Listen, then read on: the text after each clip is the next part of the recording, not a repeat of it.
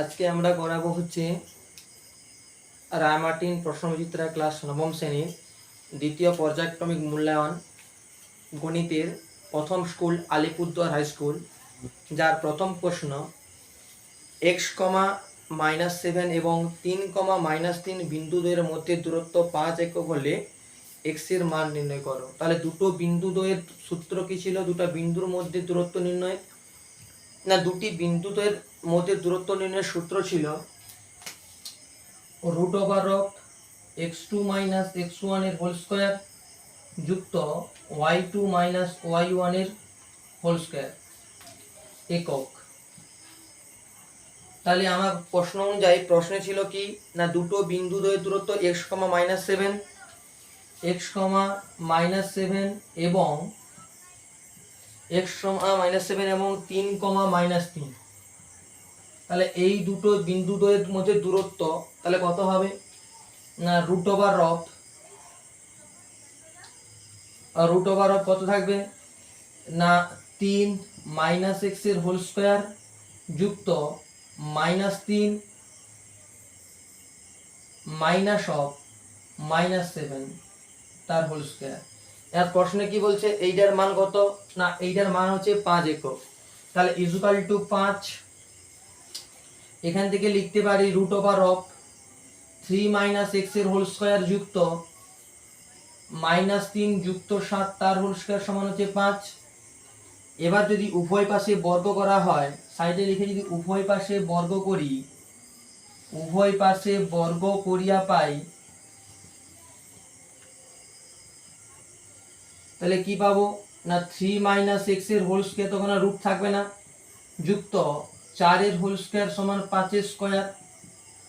তাহলে বা 3 - x এর হোল স্কয়ার যুক্ত 16 = 25 বা 3 - x এর হোল স্কয়ার = 25 - 16 বা 3 - x হোল স্কয়ার = 9। এখান থেকে বলবো 3 - x = +-3, কেন প্লাস মাইনাস রুট নয়।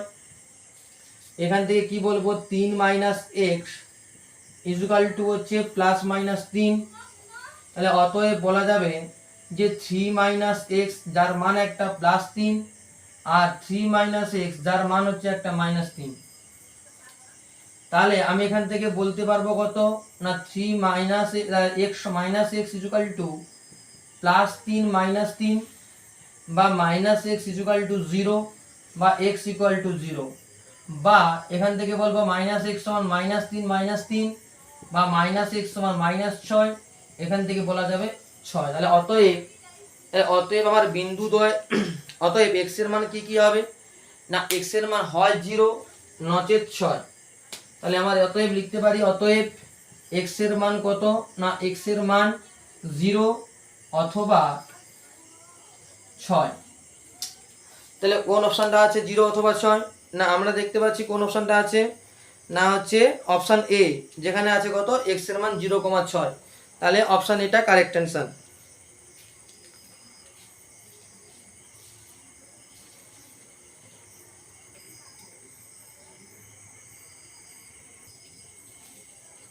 নেক্সট দুই থেকে গণিত কি বলছে না ত্রিভুজ PQR এর কোণ PQR সমান 90 ডিগ্রি এবং PR সমান 10 সেমি এবং PR বাহুর মধ্যবিন্দু S হলে OS এর মান কত হবে? তাহলে কি বলছে না PQR এর ত্রিভুজ,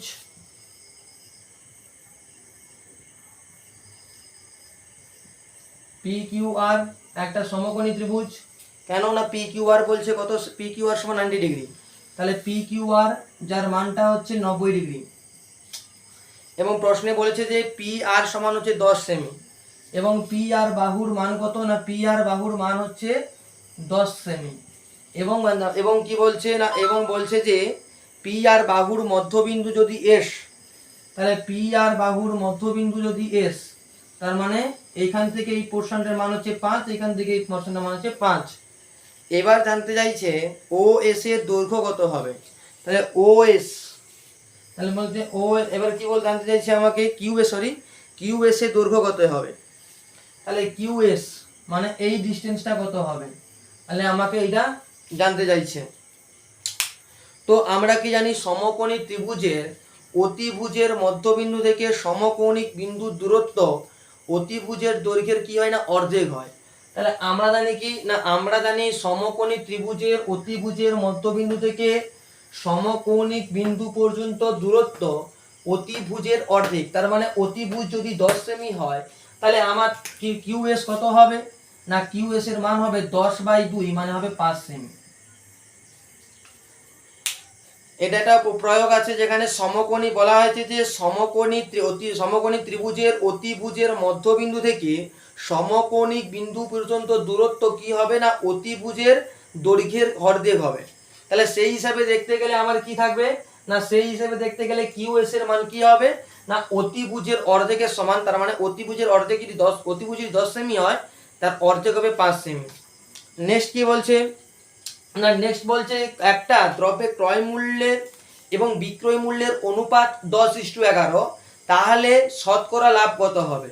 তাহলে আমি যদি ধরে লে আমার এখানে কি দেওয়া আছে না সিপি ইজ টু এসপি মানে কস্ট প্রাইস এবং সেলিং প্রাইস, যার মান দেওয়া আছে 10:11। তাহলে আমাকে জানতে চাইছে শতকরা লাভ কত হয়েছে।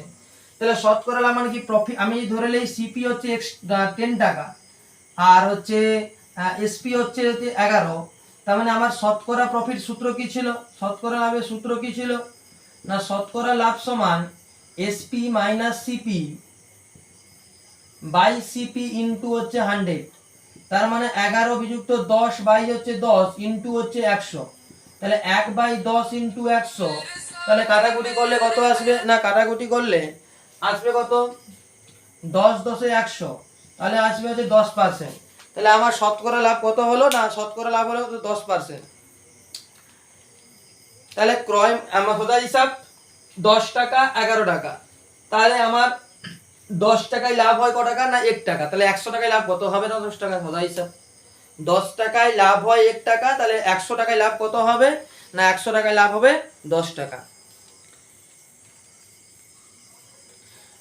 আচ্ছা, তাহলে এখানে আমাকে যেহেতু বলা আছে যে অপশনগুলোতে কি আছে 10 টাকা লেখা আছে, তার মানে কি শতকরা লাভ, তাহলে শতকরা লাভ হবে কত টাকা না শতকরা লাভ হবে 10 টাকা। এবারে একটা নেক্সট করি, এটা পরীক্ষায় কিন্তু সেকেন্ড সামেটিভের পরীক্ষায় অত্যন্ত গুরুত্বপূর্ণ, যে একটি ঘড়ির কাঁটা ও মিনিটের কাঁটার গতিবেগের অনুপাত কত। না আমরা কি জানি না, আমরা জানি ঘন্টার কাঁটা 12 ঘন্টায় 360 ডিগ্রি অতিক্রম করে। তাহলে ঘন্টার কাঁটায় কি করে না, ঘন্টার কাঁটা 12 ঘন্টায় পুরোটা অতিক্রম করা মানে 12 ঘন্টায় 360 ডিগ্রি অতিক্রম করে। তাহলে 1 ঘন্টায় 360/12 ডিগ্রি অতিক্রম করে, তার মানে কি 1 ঘন্টায় 30 ডিগ্রি অতিক্রম করে। যদি ঘন্টার কাঁটা 1 ঘন্টায় 30 ডিগ্রি অতিক্রম করে, ঠিক মিনিটের কাঁটা 1 ঘন্টায় অতিক্রম করবে 360 ডিগ্রি। কেন, মিনিটের কাঁটা 1 ঘন্টায় পুরোটা ঘুরে নেয়। তার মানে কি, তারা অতএব লিখতে পারি, অতএব মিনিটের কাঁটার গতিবেগ, মিনিটের কাঁটার গতিবেগ ইজ টু ঘন্টার কাঁটার গতিবেগ সমান কত হবে না, সমান কত হবে না হচ্ছে একটা কথা আছে না, মিনিটের কাঁটা 360 ডিগ্রি ইজ টু কত না তার 30 ডিগ্রি। তাহলে এখান থেকে বলতে পারি 30 কাটাকাটি করলে 12:1।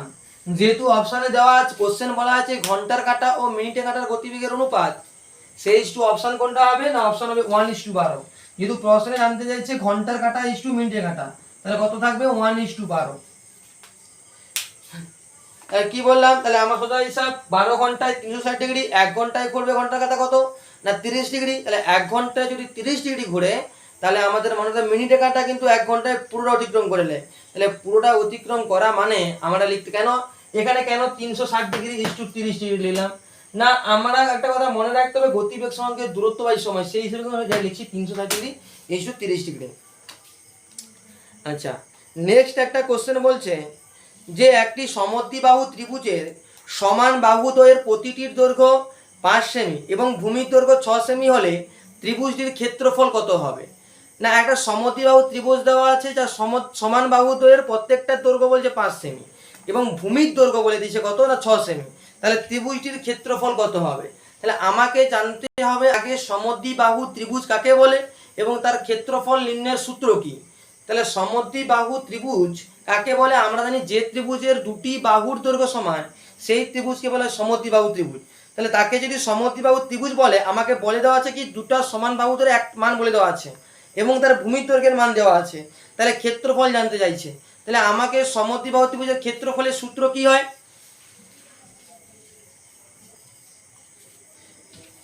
তাহলে সমদ্বিবাহু ত্রিভুজের ক্ষেত্রফলের সূত্র কি, তাহলে আমরা দেখি আছে সমদ্বিবাহু ত্রিভুজ,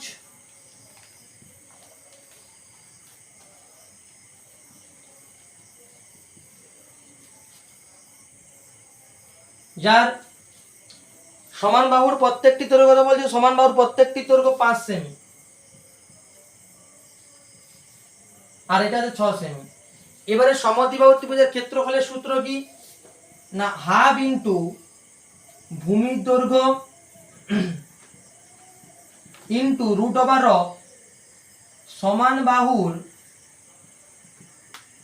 একটির হোল স্কয়ার মাইনাস ভূমির অর্ধেকের হোল স্কয়ার। তাহলে সমান, তাহলে হাফ ইন্টু তাহলে কত হয় না, হাফ ইন্টু ভূমির দৈর্ঘ্য 6 ইন্টু সমান বাহুর একটির দৈর্ঘ্যের হোল স্কয়ার মানে 5-এর হোল স্কয়ার বিযুক্ত 3-এর হোল স্কয়ার সমান half into 6 into root over of 25 minus 9 2 3 6 3 into root over 16 মানে 3 ইন্টু 4 সমান হবে 12 সেমি, তাহলে 12 বর্গ সেমি। এইবারে একটা ইন্টারেস্টিং জিনিস, আমরা জানি কি ত্রিভুজের ক্ষেত্রফলের সূত্র কি হয় না, ত্রিভুজের ক্ষেত্রফলের সূত্র হাফ ইন্টু ভূমি ইন্টু উচ্চতা। তার সঙ্গে যদি আমরা এই সূত্রটাকে যদি কম্পেয়ার করি, তাহলে আমরা দেখব যে এই যে মানটা আছে, এই যে ব্র্যাকেটের রুটের ভিতরে যে মান, এই রুটের ভিতরের মানটাই হচ্ছে কিন্তু একটা সমদ্বিবাহু ত্রিভুজের উচ্চতার সূত্র, না হাফ ইন্টু ভূমি ইন্টু উচ্চতা। তার মানে এই কোনো কারণে ধরো আমাকে বার করতে বলছে যে একটি সমদ্বিবাহু ত্রিভুজের সমান বাহু দেওয়া আছে এবং ভূমির দৈর্ঘ্য দেওয়া আছে, উচ্চতা কত হবে।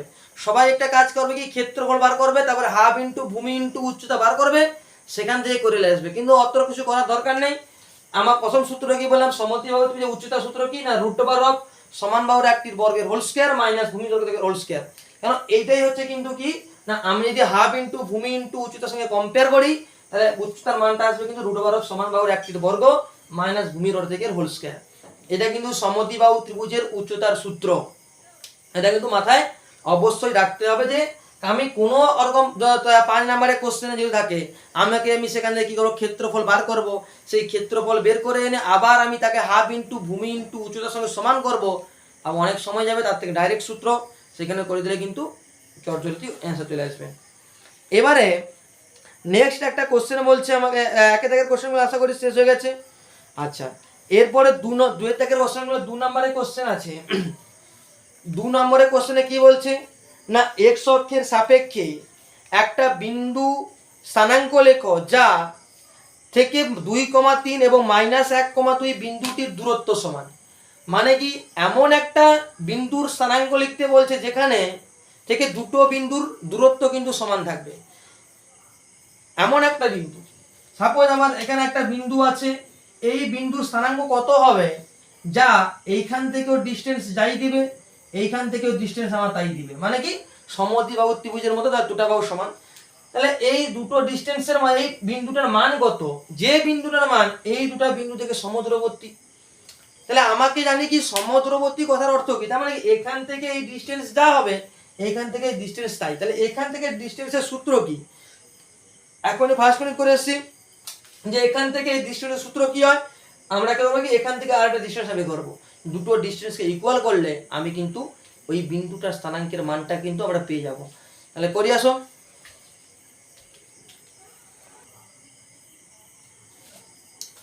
তাহলে ওয়াই অক্ষের উপর একটা বিন্দু স্থানাঙ্ক লিখতে বলছে। তাহলে ওয়াই অক্ষের উপর কোন বিন্দু স্থানাঙ্ক কত, ওয়াই অক্ষের উপর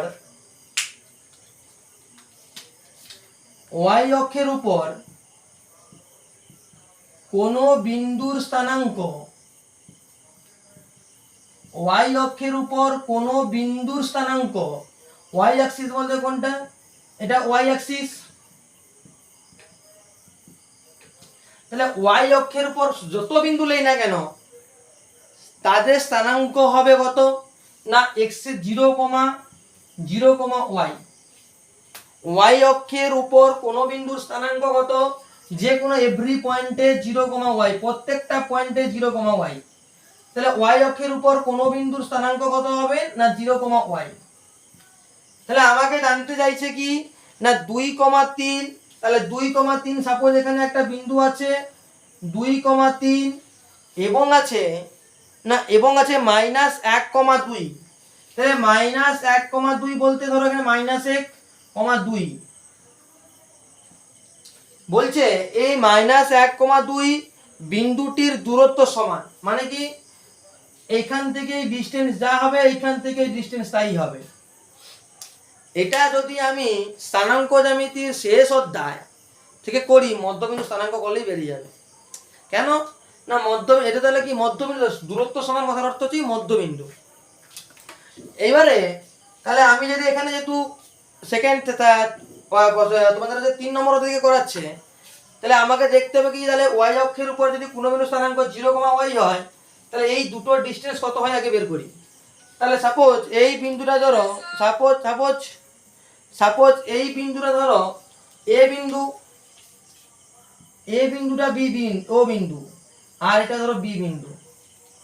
তাহলে এ ও বিন্দু দূরত্ব কত হবে না এ ও বিন্দুর দূরত্ব সমান ও √of -1 -0 হোল স্কয়ার যুক্ত 2 y হোল স্কয়ার। আচ্ছা আমি একটু সূত্র বলছিলাম কি x2 - x1 whole square, x2 - x1 whole square যেটাই x1 - x2 হোল স্কয়ার সেটাই মাইনাস কমন নিয়ে বর্গের ক্ষেত্রে ও মাইনাস প্লাস হয়ে যায়। তাহলে এ ওর দূরত্ব এটাই, তাহলে কত দেবে তাহলে -1 এর হোল স্কয়ার যুক্ত 2 y হোল স্কয়ার সমান √of কত থাকবে 1 - 2 y হোল স্কয়ার। এইবারে ও বির ডিসটেন্স কত হবে না ও বির দূরত্ব কত থাকবে না ও বির দূরত্ব থাকবে না √of 0 - 2 এর হোল স্কয়ার যুক্ত y - 3 এর হোল স্কয়ার, মানে কত -2 এর হোল স্কয়ার যুক্ত y - 3 এর হোল স্কয়ার, মানে 4 যুক্ত y - 3 এর হোল স্কয়ার। তাহলে এবারে আমরা কি বলছি না ডিসটেন্স সমান। তাহলে ডিসটেন্স যদি সমান বলে তাহলে আমি এখান থেকে লিখতে পারি অতএব ও এ সমান হবে ও বি। তাহলে সেই হিসেবে করতে গেলে √of 1 - 2 y whole square equal to √of 4 যুক্ত y - 3 এর হোল স্কয়ার। তাহলে এখান থেকে আমি কি বলতে পারি বা লিখতে পারি যে উভয় পাশে যদি বর্গ করি তাহলে উভয় পাশে বর্গ করিয়া পাই, ধরো রুট থাকবে নি, থাকবে কত 1 - 2 y whole square equal to 4 plus y - 3 এর হোল স্কয়ার। তাহলে এখান থেকে যদি লেখা যায় তাহলে এখান থেকে আমি লিখতে পারি যে 1 - 4 ইকুয়াল টু y - 3 এর হোল স্কয়ার যুক্ত এটা প্লাস ছিল তাই বল, এটা প্লাস ছিল y - 3 যুক্ত 2 - y হোল স্কয়ার। আচ্ছা এটা যদি মাইনাস হবে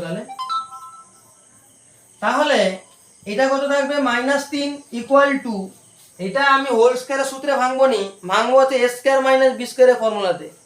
যদি a স্কয়ার - b স্কয়ারের ফর্মুলা ভাঙি তাহলে a plus b into a minus b থাকছে। তাহলে a plus b into a minus b মানে কত y - 3 যুক্ত 2 minus y into y - 3 - 2 plus y।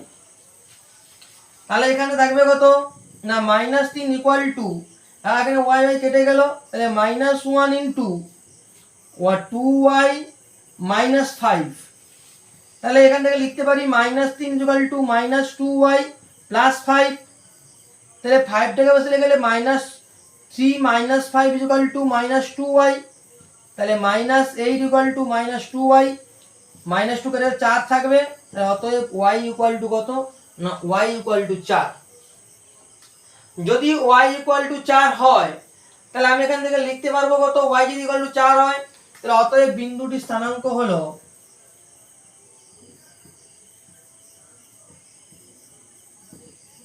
0,4।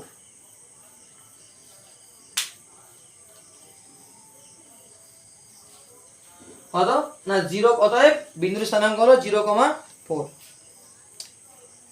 আচ্ছা নেক্সট এটা কি বলছে না, একটা দ্রব্য 20% ছাড় এবং 10% ছাড়ে বিক্রয় করা হলো, তাহলে সমতুল্য ছাড় কত? তাহলে 20% ছাড় মানে কি, প্রথমে দোকানদার আমাকে ধার্য মূল্যের উপরে 20% ছাড় দিচ্ছে, আমি সন্তুষ্ট না হয় আমাকে আরও 10% ছাড় দিল। তাহলে এবার বলছে যে সমতুল্য ছাড় মানে ওই দুটো ছাড়ের সমতুল্য কত ছাড় হবে। তাহলে আমার কথা মুখে মুখে হিসাব একটা, যে আমার দ্রব্যের ধার্য মূল্য ধরো 100 টাকা ছিল, তাহলে 20% ছাড় দিচ্ছে মানে কি 100 টাকায় 20 টাকা কম নিচ্ছে, তাহলে 100 টাকায় যদি 20 টাকা কম নেয় তাহলে আমার কাছে তাহলে ওই দামটা কত থাকবে না, ছাড়ের পরে মূল্য কত হবে না 80 টাকা। তাহলে এইবারে আবার কি বলছে না 80 টাকার উপরে আবার 10% ছাড় দিচ্ছে, তাহলে 80 টাকায় 10% ছাড় মানে কি 8 টাকা ছাড়, তাহলে 80 টাকায় যদি 8 টাকা ছাড় দেয় তাহলে মোট কত ছাড় দিল না, মোট ছাড় দিল আগে দিল 20 টাকা, এখন দিচ্ছে 8 টাকা, ওটা 28 টাকা ছাড় দিল। তাহলে আমার সমতুল্য ছাড় কত হবে না 28%। তাহলে এই নয় যে আমার 20% আর 10% দিচ্ছে আর মানে 30% আমাকে ছাড় দিয়ে দিচ্ছে, তাহলে এটা কোনো জন্য নয়। আমাকে মনে রাখতে হবে প্রথমে আমাকে 20% ছাড় দিচ্ছে, তারপরে হচ্ছে আমাকে গিয়ে 10% ছাড় দিচ্ছে। তাহলে ধরে নিই আমি যদি মনে করে নিই, তাহলে মনে যদি করি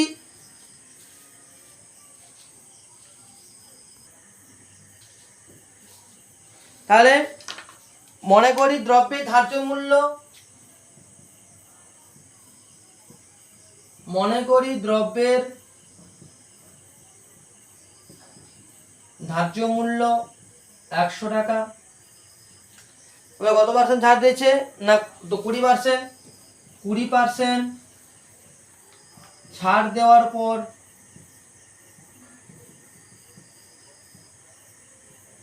মূল্য সঙ্গত থাকবে না, আবার কত না 100 মাইনাস 20 সমান হচ্ছে 80 টাকা। আচ্ছা এবারে কি এই 80 টাকার উপরে আবার 10% ছাড়, তাই তো কত কত বলেছে 10%, তাই তো। তাহলে এরপর 80 টাকার উপর 10% ছাড় সমান কত না 80 টাকায় 10% ছাড় মানে কি 80 ইন্টু 10/100 মানে হচ্ছে 8 টাকা।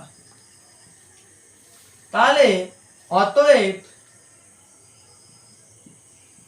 মোট ছাড়, আগে ছাড় দিচ্ছে 20 টাকা নট 80 টাকা, এটা হচ্ছে ছাড় ধরে মূল্য, 20% ছাড় দিচ্ছে মানে কি 100 টাকায় 20 টাকা ছাড় দিচ্ছে, তাহলে মোট ছাড় কত না 20 যুক্ত 8, মোট ছাড় নয় সমতুল্য ছাড়, অতএব সমতুল্য ছাড় ইকুয়াল টু কত থাকবে, সমতুল্য ছাড় সমান কত থাকবে না সমতুল্য ছাড় সমান 20 যুক্ত 8% হলে 28%। এটা এক লাইনেও করা যায়, এরকম হবে না কিছু নয়, 20% ছাড় আর পরে 10% ছাড়, কথার অর্থ 20 যুক্ত 10 বিযুক্ত 20 ইন্টু 10/100, এক চান্সে অ্যান্সার শর্টে কত থাকবে 30 বিযুক্ত 2 মানে হচ্ছে 28%, এক চান্সে অ্যান্সার। এমসিকিউ পড়লে এরকম ভাবে ধরো 20% ছাড় দিচ্ছে 15% ছাড় দিচ্ছে, তারপরে কত টাকা থাকবে, তাহলে সেটা হচ্ছে আমি কিন্তু সঙ্গে সঙ্গে বলতে পারবো।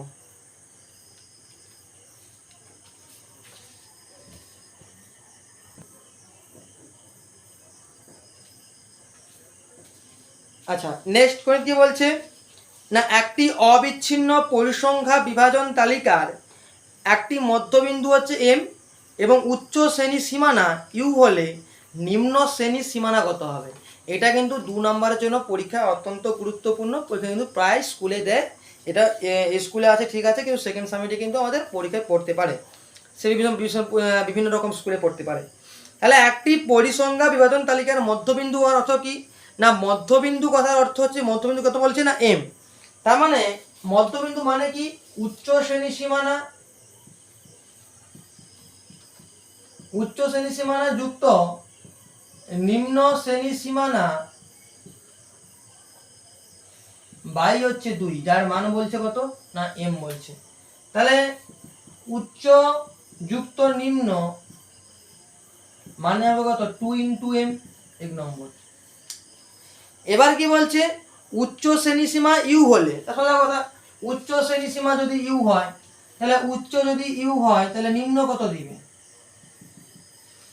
তাহলে অতএব বা নিম্ন শ্রেণী সীমানা কত দিবে না 2m মাইনাস হচ্ছে ইউ। তাহলে অতএব আমি বলতে পারি নিম্ন শ্রেণী সীমানার মান কত, আর নিম্ন শ্রেণী সীমানা 2m মাইনাস ইউ। তাহলে উচ্চ শ্রেণী সীমানা কত দেবে, উচ্চ শ্রেণী যদি হয়, নিম্ন শ্রেণী সীমানা 2m মাইনাস ইউ। আচ্ছা নেক্সট কি বলছে না এবিসিডি সামান্তরিক আকার ক্ষেত্রের ক্ষেত্রফল 100 বর্গ একক, বিসি বাহুর মধ্যবিন্দু পি, তাহলে ত্রিভুজ এ বিপি ত্রিভুজের ক্ষেত্রের ক্ষেত্রফল নির্ণয় করো। তাহলে কি বলছে না একটা সামান্তরিক আছে কি না এবিসিডি,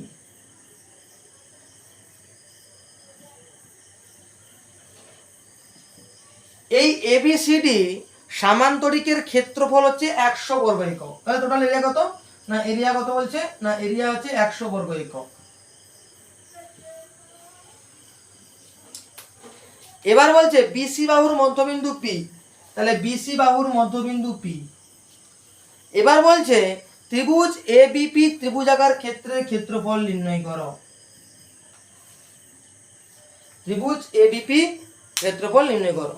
আচ্ছা আমরা কি জানি না আমরা জানি সামান্তরিকের একই ভূমির উপর এবং একই সমান্তরাল সরলরেখার মধ্যে অবস্থিত ত্রিভুজের ক্ষেত্রফল সামান্তরিকের অর্ধেক হয় না, কিন্তু এখানে পি হলো কি বিসি বাহুর মধ্যবিন্দু। তাহলে যদি ত্রিভুজ এ বিপির ভূমি হয় বিপি, ত্রিভুজ এ বিপির যদি ভূমি হয় বিপি, তাহলে এখান থেকে আমি বলতে পারি যে বিপিটা কি হবে না বিপিটা কার মান হবে, বিপি হচ্ছে হাফ অফ বিসি, মানে বিসির অর্ধেক হবে। বিসির অর্ধেক মধ্যবিন্দু বলছে, আর যদি মধ্যেক হয়, আর আমরা কি জানি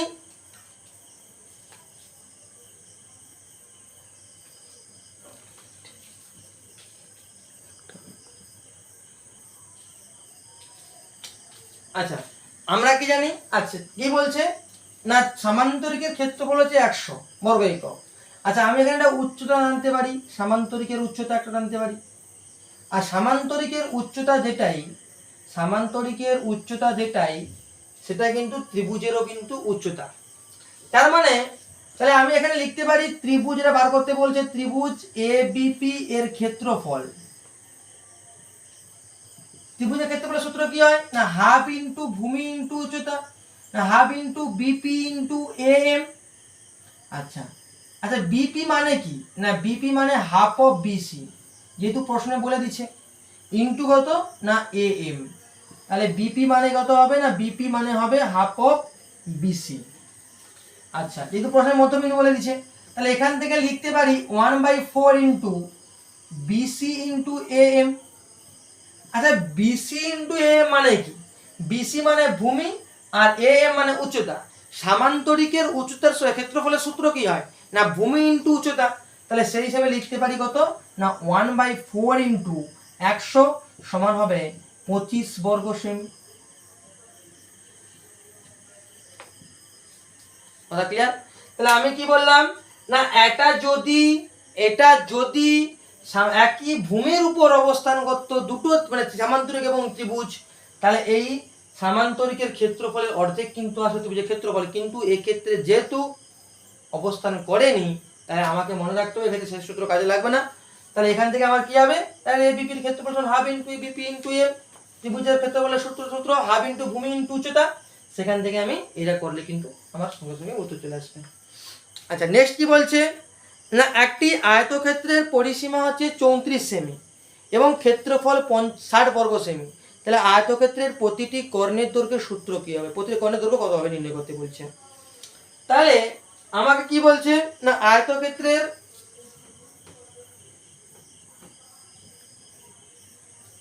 তাহলে একটা আয়তক্ষেত্র আছে, না ধরো একটা আয়তক্ষেত্র এরকম আছে, সেই আয়তক্ষেত্রের দৈর্ঘ্য ধরো এল, প্রস্থ ধরো বি।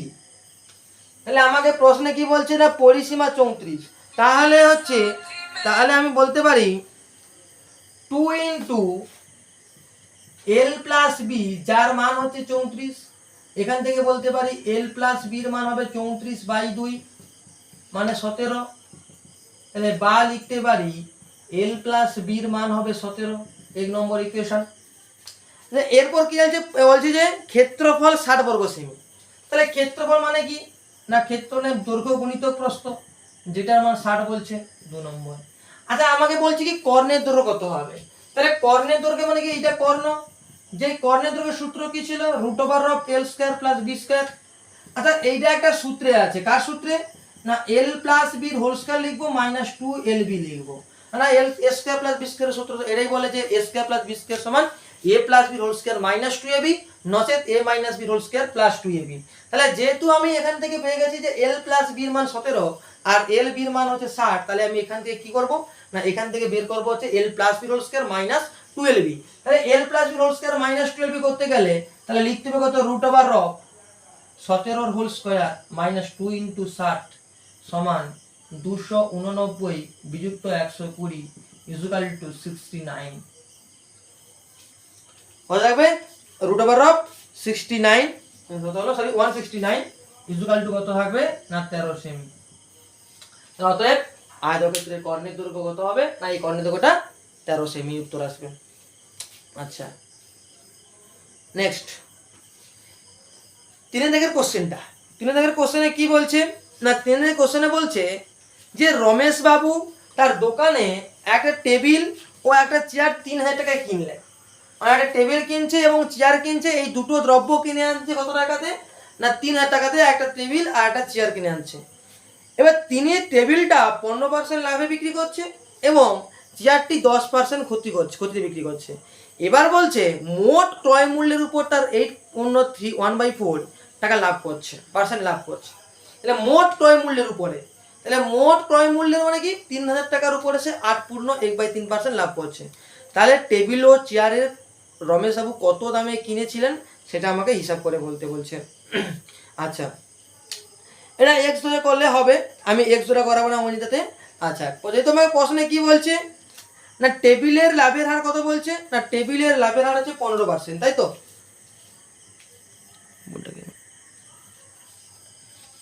আচ্ছা এক্স ধরে করতে গেলে কিন্তু হবে, কিন্তু আমি এটা শর্টে করাচ্ছি, টাইম বেশি নেই, অত শর্টে করাচ্ছি। একটা যে আমাদের কাছে 3টে মান আছে, কি কি 3টে মান না 3টে মান আছে। একটা টেবিলের লাভের হার,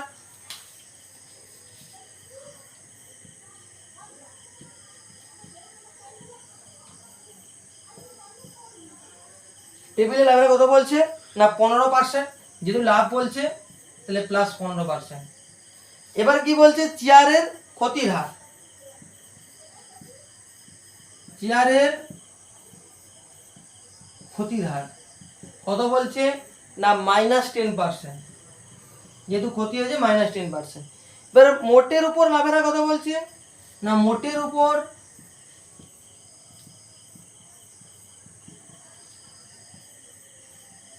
লাভের হার প্লাস 8.1/3% মানে হচ্ছে 25/3%। এবারে আমাকে একটা পদ্ধতি জানতে হবে মিশ্রণ পদ্ধতি, সেই মিশ্রণ পদ্ধতির সাথে কিন্তু আমি এক চান্সে উত্তর আসবে। আচ্ছা টেবিলের লাভের হার কত 15, চেয়ারের ক্ষতির হার কত 10 এবং মোটের উপর লাভের হার 25/3। এবারে আমাকে মনে রাখতে হবে প্রথমে কি করতে হবে টেবিলের অংশটা বের করতে গেলে, অতএব টেবিলের অংশ বের করতে গেলে আমাকে একটা জিনিস করতে হবে, এটাকে যদি টেবিল লিখি এখানে যদি চেয়ার লিখি আর এখানে যদি তাহলে এখানে যদি টেবিল চেয়ার থাকে তাহলে টেবিল ছিল +15 আর চেয়ার ছিল -10 আর মোটের উপর ছিল 25/3। তাহলে আমাকে করতে হবে কিন্তু মিশ্রণ পদ্ধতি কি বলছে টেবিলে যে অংশ হবে সেটা হবে এইটা থেকে এটা বাদ যাবে, আর চেয়ারের যে অংশ হবে সেটা এখান থেকে বাদ যাবে। তাহলে আমি যদি করি তাহলে টেবিলের অংশ কত থাকবে না 25/3 থেকে বাদ যাবে -10, তার মানে কত না 25/3 -30 মানে হচ্ছে 25 প্লাস 30/3 মানে 55/3। এবারে টেবিলের অংশ কত বেরিয়ে গেল, তাহলে চেয়ারের অংশ কত হবে? চেয়ারের অংশ কত না, চেয়ারের অংশ হবে 15 বিযুক্ত, যেহেতু এটা বেশি প্লাস 15 বেশি, তার মাঝের মানটা আছে এটা, তাহলে 15 বিযুক্ত কত হবে না 15 বিযুক্ত 25/3, তাহলে যদি রসাগু 3, তাহলে 15 দিনে 45 বিযুক্ত 25/3 মানে 20/3, তা থাকছে কত না 20/3। এবারে তাহলে আমাকে বলবে টেবিল আর চেয়ারের ক্রয় মূল্যের অনুপাত কত হবে? টেবিল ও চেয়ারের ক্রয় মূল্যের অনুপাত কত হবে না 55/3 ইজ টু 20/3, তাহলে 3 দিন কাটলো 2 10 20, সরি 5 4 20, 5 11 55, তার মানে কি 11:4। তাহলে এবারে মোট ক্রয় মূল্য কত ছিল না, মোট ক্রয় মূল্য ছিল 3000 টাকা। তাহলে মোট ক্রয় মূল্য যদি 3000 টাকা থাকে, তাহলে মিশ্রণের নিয়ম অনুযায়ী তাহলে আমার কি হবে না মোট ক্রয় মূল্য 3000 টাকা, তাহলে তাহলে যদি হয় তাহলে লিখতে পারি অতএব টেবিলের ক্রয় মূল্য ইজুকাল টু 3000 ইন্টু 11/15, কেন মোট অংশ কত 15, আর তার মধ্যে 11 ভাগ কে খেয়েছে না টেবিলকে, তাহলে 15 20 300, তাহলে 200, তাহলে 200 ইন্টু 11 মানে কত 2200 টাকা। আর চেয়ারের ক্রয় মূল্য তাহলে 3000 ইন্টু কত 4/15, 15 200 200, তাহলে কত হবে 200 ইন্টু 4 মানে কত টাকা, তাহলে 800 টাকা। তাহলে অতএব টেবিলের ক্রয় মূল্য 2200 টাকা এবং চেয়ারের ক্রয় মূল্য 800 টাকা। আচ্ছা, এইবারে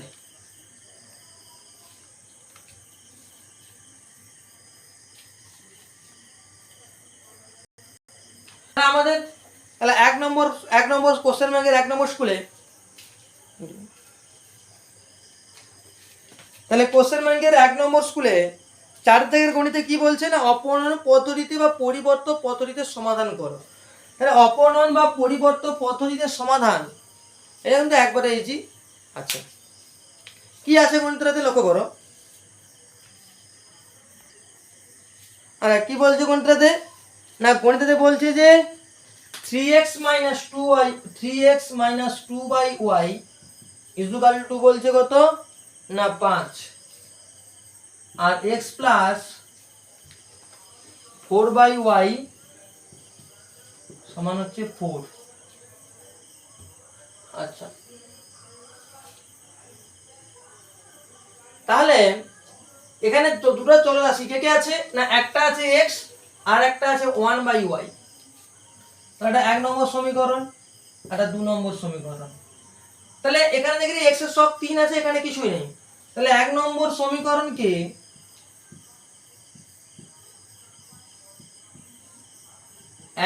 1 নম্বর সমীকরণকে 1 দিয়ে এবং 2 নম্বর সমীকরণকে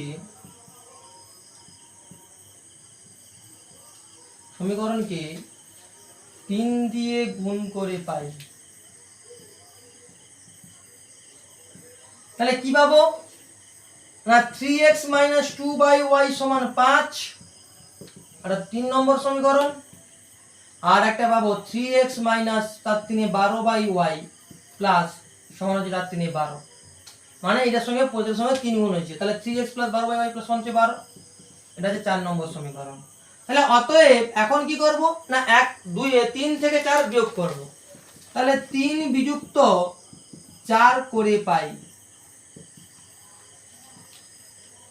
তাহলে 3x - 2/y সমান 5 বিযুক্ত 3x প্লাস 12/y সমান 12, তাহলে মাইনাস করো মানে মাইনাস, এটা মাইনাস এটা মাইনাস, এটা কেটে গেল, -2/y - 12/y সমান 5 - 12, তাহলে y লসাগু -2 - 12 সমান হচ্ছে -7, তাহলে -14/y সমান হচ্ছে -7 বা -14/-7 সমান হচ্ছে y, কাটাকাটি করলে 2 বা y সমান আসবে 2।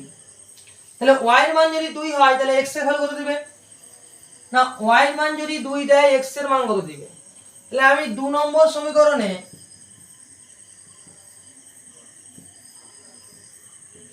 ওয়াই এর মান 2 বসিয়ে পাই, তাহলে কত থাকবে না x যুক্ত 4/2 সমান হচ্ছে 4, তাহলে 2 দুগুণে 4, তাহলে x প্লাস 2 সমান যদি 4 হয় তাহলে x সমান হবে 4 মাইনাস 2, তাহলে x সমান থাকবে 2। তাহলে x এর মান 2, y এর মান হচ্ছে কত 2। আচ্ছা x এর মান 2 আর y এর মান 2 বসালে কি মান দুটো কি সমান আসবে দেখে। তাহলে x এর মান 2 হলে তাহলে 3 দুগুণে 6, y এর মান 2 হলে 2 মানে কত 1, তাহলে 6 থেকে 1 বাদ দিলে 5, তাহলে ঠিক আছে এখানে 2 প্লাস 2 মানে কত 4, তাহলে এখানেও আমাদের ঠিক আছে। তাহলে x এর ভ্যালু কত না x এর ভ্যালু 2 এবং হচ্ছে y এর ভ্যালু কত 2, অপূর্ণাঙ্ক পদ্ধতিতে এটা সমাধান। তাহলে আমাকে আবার ধরতে হতো কি 1/y = p, সেখান থেকে আমি করতে পারতাম। তাহলে আমাদের মনে রাখতে হবে যে কোনো ওখানে চলরাশি দুটো আছে, একটা আছে x আর একটা আছে 1/y। তো আর পরিবর্তন পদ্ধতি আছে করলে ভালো, বা অপূর্ণাঙ্ক পদ্ধতি সবথেকে সহজ পদ্ধতি, অপূর্ণাঙ্ক বা তুলনামূলক যে কোনো একটা। কেন এবারে পরীক্ষাতে আমাদের অপূর্ণাঙ্ক আর পরিবর্তন আছে, তাই আমি অপূর্ণাঙ্কটাই করার চেষ্টা করবো বেশিরভাগ। নেক্সট ক্লাসে আমি মডেল কোশ্চেন সেট 2 যেটা তোমাদের আছে আরামবাগ গার্লস হাই স্কুল। আচ্ছা উপপাদ্যগুলো এবং ছবিগুলো তোমরা বাড়িতে নিজে থেকে করবে, আরামবাগ হাই স্কুল। এরপরে নেক্সট ক্লাসে নেক্সট দিনকে আসছে।